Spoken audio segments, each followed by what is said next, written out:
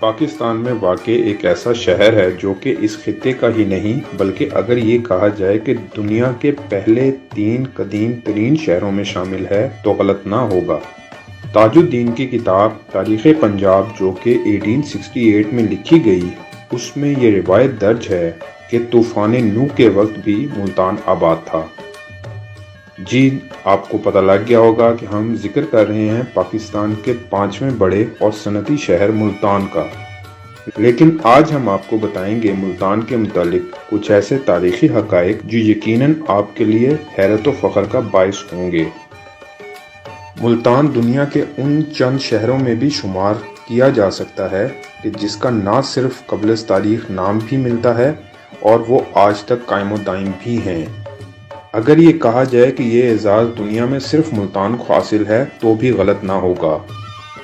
فقہ الحمدانی میں جو کہ 279 ہجری میں لکھی گئی تھی، ان الفاظ میں نقل کیا گیا ہے اور حدیث میں ہے کہ آدم ہند میں سرندیپ پہاڑ پر اتارے گئے، حوا جدہ میں، ابلیس میسان میں اور سانپ اصفہان میں۔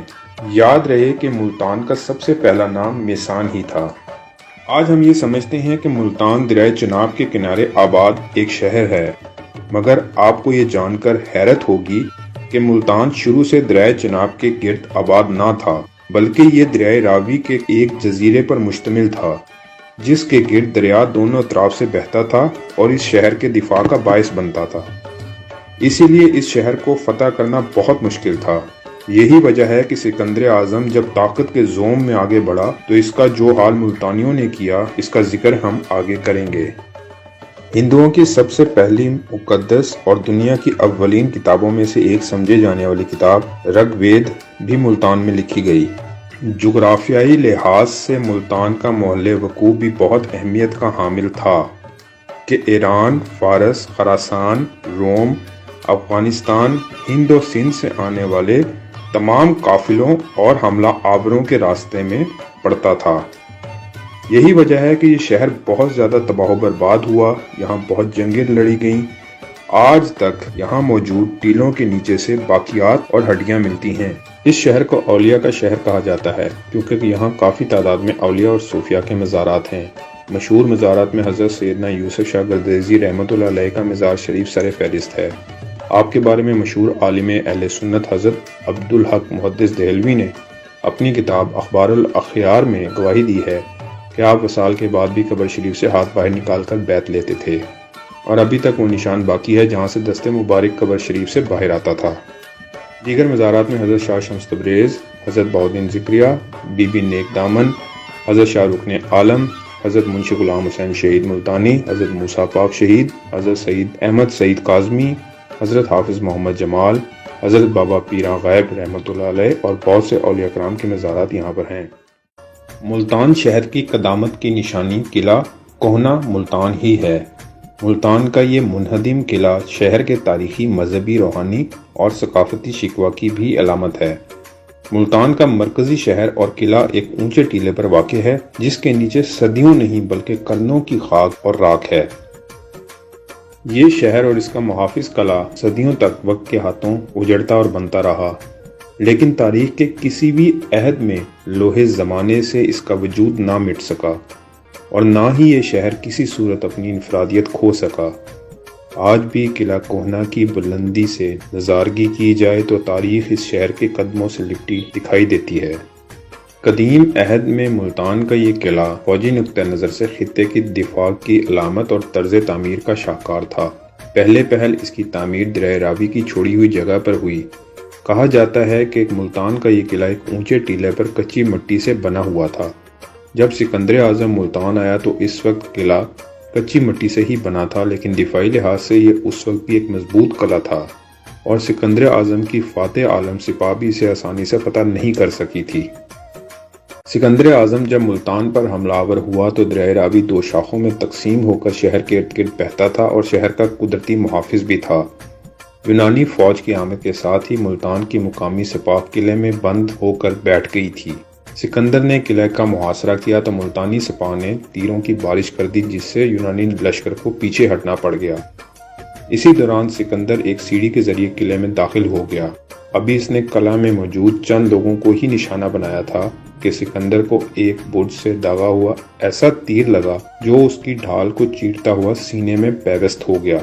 اپنے بادشاہ کو زخمی دیکھ کر مقدونی سپاہیوں کا جذبہ جنون میں بدل گیا اور ملتان کی سرزمین پر وہ کچھ تو خون ہوا کہ خدا کی پناہ۔ سکندر کی فوج نے قلعے میں موجود تمام سپاہیوں کو قتل کر کے قلعے کو آگ لگا دی تھی۔ سکندر اعظم نے فتح ملتان کے بعد دیگر علاقوں کی طرح یہاں بھی اپنا گورنر مقرر کیا، لیکن 304 قبل مسیح میں چندرگپت موریہ نے ملتان کو فتح کر کے اپنی سلطنت میں شامل کیا تو یہاں یونانی اقتدار کا خاتمہ ہو گیا۔ سکندر اعظم سے لے کر 1848 یعنی 1848 میں ملتان پر برطانوی حملے تک ملتان پر مختلف ادوار میں ہزاروں جنگیں ہوئیں۔ بڑے بڑے بادشاہوں کے لشکر یہاں اترے۔ کشتگان کی دلدوز چیخیں، حملہ آوروں کی خون آلودہ تلواریں اور سرخ آنکھیں آج بھی قلعہ کوہنہ کے اطراف گھومتی نظر آتی ہیں۔ اس تاریخی قلعے پر ہزاروں جنگیں ہوئیں، سو ایک پورا قلعہ انسانی ڈھانچوں کا مدفن ہے۔ ہر جنگ کے بعد مقتولین کی لاشوں کو گڑھوں میں اجتماعی طور پر دفن کیا گیا۔ یہاں قیام پاکستان سے پہلے غاروں اور کھنڈروں سے انسانی ڈھانچے برآمد ہوا کرتے تھے۔ قلعہ ملتان پر پہلی مسجد کی بنیاد محمد بن قاسم نے خود رکھی تھی، جسے بعد ازاں اس کے نامزد مقردہ گورنر نے مکمل کرایا۔ مورخین کے مطابق یہ شہر مختلف ادوار میں مختلف ناموں سے جانا جاتا رہا ہے، جس میں میسان، کشپ پورہ، پرہلاد پورہ، سنب پورہ، ہنس پورہ، بھاگ پورہ اور مول استھان شامل ہیں۔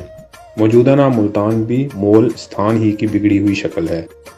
ماہرین آثار قدیمہ کے مطابق اس شہر کا نام مول استھان پڑنے کی مختلف وجوہات بیان کی جاتی ہیں۔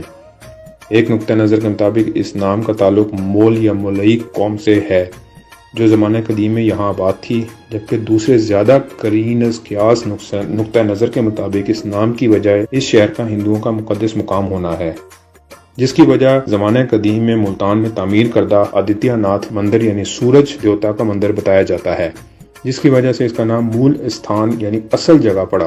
سنسکرت میں مول کا معنی اصل اور استھان کے معنی جگہ کے ہیں۔ وجہ چاہے جو بھی ہو، مگر یہ بات یقینی ہے کہ ملتان پرانے وقتوں میں ہندوستان کے باشندوں کے معروف مذہبی مراکز میں سے ایک رہا ہے، جس کی وجہ یہاں موجود دیوتا آدتیہ ناتھ مندر اور پرہلاد پوری مندر ہے۔ ہندوستان کے باشندوں میں اپنے خطے کی تاریخ کو تحریری شکل میں محفوظ کرنے کا رواج نہ تھا، اس لیے ہندو دیومالاؤں میں بیان کردہ روایات کے مطابق اس خطے کی بیشتر تاریخ ہمیں باہر سے آنے والے حملہ آوروں اور سیاحوں کی یادداشتوں کی شکل میں میسر ہے۔ ہندو دیومالا کے مطابق اس شہر کو برہما کے بیٹے کشپ نے آباد کیا اور اس کا نام کشپ پورا تجویز ہوا۔ کشپ نے خدا کے وجود کو ماننے سے انکار کر دیا اور مقامی باشندوں کو اپنی پوجا کرنے کا حکم دیا۔ اس کا بیٹا پرہلاد خدا کا ماننے والا تھا۔ اس نے اپنے باپ کے اس اقدام کی مخالفت کی، جس پر اس کے باپ نے اسے قتل کرنا چاہا، مگر ایسے میں خدا نے اس کی مدد کے لیے شیر کی شکل میں نرسمہا دیوتا کو بھیجا، جو اچانک نمودار ہوا اور اس نے کشپ کو ہلاک کر دیا۔ پرہلاد نے بادشاہ بننے کے بعد اس جگہ پر ایک مندر تعمیر کروایا جہاں نرسمہا دیوتا ظاہر ہوا۔ یہ مندر پرہلاد مندر کے نام سے جانا جاتا ہے۔ پرہلاد کے بیٹے بانا کو شکست دے کر اس کے مخالف سنب نے اس شہر پر قبضہ کیا تو اس کا نام سنب پورہ پڑا۔ سنب سورج دیوتا کا پجاری تھا۔ اس نے ملتان میں سورج دیوتا کی عبادت کو فروغ دینے کے لیے ایک شاندار مندر آدتیہ ناتھن نامی تیار کروا کر اس میں سورج دیوتا کا بت نصب کروایا۔ پرہلاد مندر ملتان شہر میں 1992 تک موجود رہا۔ یہ قلعہ ملتان میں حضرت بہاؤالدین ذکریہ ملتانی کی درگاہ کے ساتھ موجود تھا۔ آبادی سے زمانے کے ساتھ یہ مختلف ادوار میں خستگی کا شکار ہوتا اور دوبارہ تعمیر کیا جاتا رہا۔ ملتان میں سکھوں کی حکومت کے دوران 1810 میں یہ دوبارہ تعمیر کیا گیا۔ تاریخ دانوں کے مطابق ملتان کے ہندو گورنر دیوان مول راج کے خلاف برطانوی حملے کے دوران انگریز فوج کی جانب سے پھینکے گئے ایک بم سے یہاں پر موجود عمارات اور اس مندر کو کافی نقصان پہنچا تھا۔ 1992 میں انڈیا میں ہندو انتہا پسندوں کے ہاتھوں بابری مسجد کی شہادت کے خلاف ہونے والے مظاہروں کے دوران مشتعل ہجوم نے اس مندر کی تاریخی عمارت کو زمین بوس کر دیا۔ اب اس جگہ پر اس مندر کا بچ رہنے والا ملبہ ہی اس کی نشانی کے طور پر موجود ہے۔ سورج کی پوجا کا مذہب قدیم دور میں دنیا کے کئی حصوں میں موجود رہا ہے، بلکہ ماہرین مذہب کے نزدیک دنیا کے قدیم دیوتاؤں میں سورج کی پوجا سب سے زیادہ کی جاتی رہی ہے۔ ملتان میں تعمیر کردہ آدتیہ مندر اور اس میں موجود سورج دیوتا کا بت اسی قدیم مذہبی روایت کا مظہر تھا۔ आदित्य नाथन मंदिर और सूर्य देवता के बुत का तस्करा 500 साल कबले मसीह में मुल्तान से गुजरने वाले यूनानी सलार सिकेलेक्स की याददाश्तों में भी मिलता है और यूनानी स्याह हेरोडोटस ने भी अपनी याददाश्तों में इस मंदिर का तस्करा किया है। 641 ईस्वी में चीनी स्याह ह्यूंग त्सांग ने इस मंदिर की सैर की। इसके मुताबिक इस अहद में मंदिर हिंदुस्तान भर में सबसे ज्यादा अहमियत रखने वाला मंदिर बन चुका था और रोजाना हजारों हिंदू यात्री दूर दराज से इस मंदिर में सूर्य देवता की पूजा करने के लिए आया करते थे। ह्यूंग त्सांग बयान करता है कि इस मंदिर में मौजूद मरकजी बुत मुकम्मल सोने का बना हुआ है और इसकी आंखों की जगह 2 रूबी हीरे नस्ब हैं। मंदिर के दरवाजों और सतूनों पर हीरे जवाहरात और सोने चांदी से नक्शो निगार बनाए गए हैं और बुत के सामने कई हिंदू दासियां रक्स करती हैं। मोहम्मद बिन कासिम की फतह के बाद मुल्तान उमवी सल्तनत का हिस्सा बना तो ये मंदिर मुस्लिम हुक्मरानों के कब्जे में आ गया। उन्होंने इस मंदिर का सोना, चांदी और हीरे जवाहरात तो माले गनीमत में शामिल कर लिए, मगर इसके बुत और दीगर इमारत को जूं का तू बरकरार रहने दिया। मुसलमान हुक्मरानों के लिए मंदिर आमदनी का अच्छा जरिया साबित हुआ। बताया जाता है कि रोजाना हजारों की तादाद में इस मंदिर में आने वाले हिंदू यात्रियों पर लगाए गए टैक्स की आमदनी मुल्तान के महसूल का 30% थी। इसके अलावा इस मंदिर ने मुस्लिम हुक्मरानों को सियासी तौर पर भी फायदा पहुंचाया। सिंध से मुत्तसिल राजपूताना के राजपूत राजकान, जिनके नजदीक ये मंदिर इंतहाई तकद्दुस का हामिल था, जब भी मुसलमान हुकूमत पर हमले का कस्द करते, मुसलमानों की जानिब से इस मंदिर को तबाह कर दिए जाने के डर से ऐसा करने से बाज रहते। मोहम्मद बिन कासिम ने इस मंदिर से मुल्हिक मुसलमानों की इबादत के लिए एक मस्जिद भी तामीर करवाई थी। 10वीं सदी ईस्वी के दरमियानी दौर में मुल्तान इस्माइली शियों की करामती शाख के कब्जे में आया तो करामती काबिजीन ने इस मस्जिद और इसके साथ मौजूद आदित्य मंदिर को मुनहदिम करवाकर इस जगह पर इस्माइली जमात खाने तामीर करवा दिए। 11वीं सदी के आगाज में करामतियों को शिकस्त देने के बाद सुल्तान महमूद गजनवी ने इस जमात खाने को भी मुनहदिम करवा दिया और इस तरह आदित्य नाथ मंदिर सिर्फ तारीख के सफात में मुल्तान की अजमत रफ्ता की एक याद बनकर रह गया। महमूद गजनवी के बाद गौरी, ममलूक और तोलक ने मुल्तान पर कब्जा किया।